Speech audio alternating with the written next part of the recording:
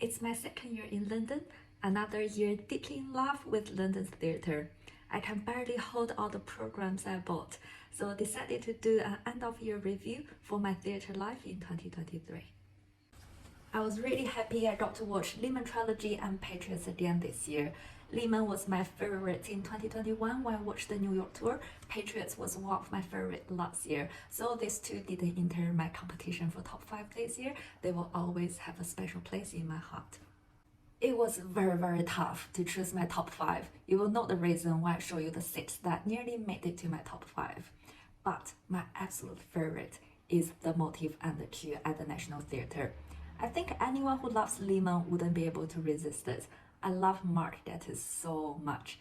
The best thing is it's already back at the West End. I'm sure I'm going to watch it a few more times. The second one is Phaedra from National Theatre again. Jeanette's acting was so powerful and the stage design was absolutely breathtaking. It was the first time I got curious enough to YouTube how they changed the scene so quickly on the stage. The engineering work behind it was absolutely amazing.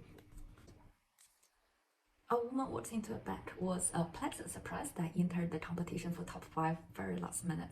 And Theatre 503 was so far away, but I guess the trip was worth it. The actors were amazing. Their seamless change in characters from 2 cats to 3 cats was really wonderful. I don't normally watch musicals, but Next to Normal and Operation Mincemeat brought me so much laughter and tears this year. Knowing someone I love suffers from bipolar, I think this was one of the best endings this year. She had not a happy ending, but a deserved ending, and I do hope my loved one would find freedom one day. The 6 that nearly made it to my top 5 were Lyonesse, A Mirror, Marjorie Prime, Anthropology, The Unfriend, The White Factory, and The Witches. See, that's why the competition was so hard.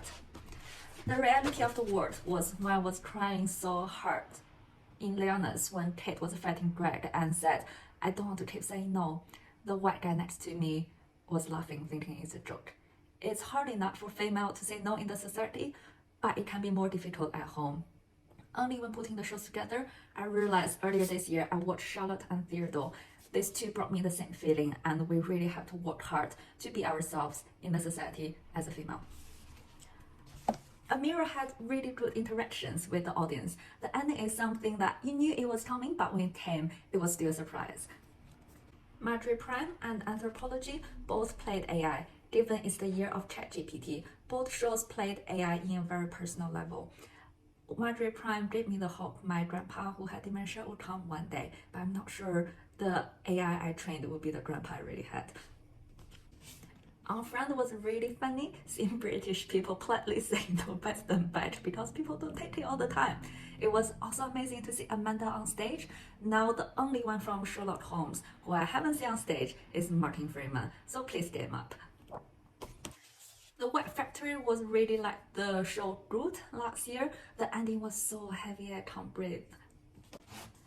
The Witches had really amazing young actors. They were so talented, especially Bruno who played the playboy so well. It really hurt when the chambermaid said she had 2 PhDs. Though I only have 1, I still feel hurt. Now, having done my top 12, sadly have to do the bottom 2. They were Vanya and A Little Life. I love Andrew Scott from Sherlock to Fleabag.